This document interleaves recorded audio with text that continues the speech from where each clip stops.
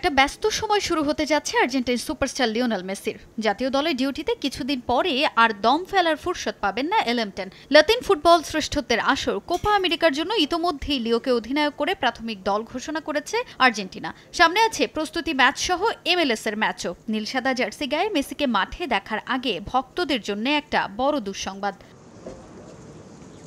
চোট যেন কোনোভাবেই পিছু ছাড়ছে না লিওর। ইনজুরি থেকে মাঠে ফিরে আবারও হাঁটুর চোট অনুভব করছেন আর্জেন্টাইন মহাতারকা। এর মধ্যেই আছে মেজর লিগ সকারের বেশ কিছু ম্যাচ। MLS এ নিজেদের পরবর্তী ম্যাচটা ভ্যানকুভারের বিপক্ষে। ইতোমধ্যেই ম্যাচ সামনে রেখে কানাডায় পৌঁছে গেছেন তারা। তবে সেই ম্যাচটায় মেসি মাঠে নামবেন কিনা তা নিয়েও তৈরি হয়েছে ধোঁয়াশা।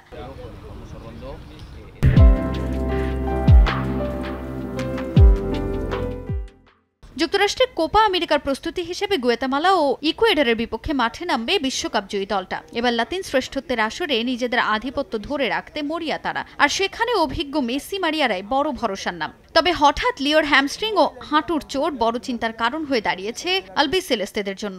MLS এ তাদের পরবর্তী ম্যাচগুলোতে লিওকে মাঠে না নামানোর পরিকল্পনা মায়ামি কোচের। ভ্যানকুভারের বিপক্ষে মাঠে নামার আগে অনুশীলনে নামলেও চেনা ছন্দে দেখা যায়নি লিওকে। বারবারই হাঁটু গেড়ে বসে পড়তে দেখা যায় তাকে, যা বড় চিন্তার কারণ হয়ে দাঁড়িয়েছে এখন। তবে এই পরিস্থিতি কাটিয়ে উঠতে ওয়ার্কলোড কমানোর দিকে মনোযোগী হতে হবে লিওকে।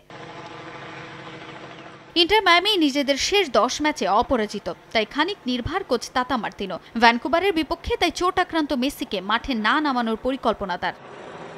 তাজিন খন্দকার, সময় সংবাদ।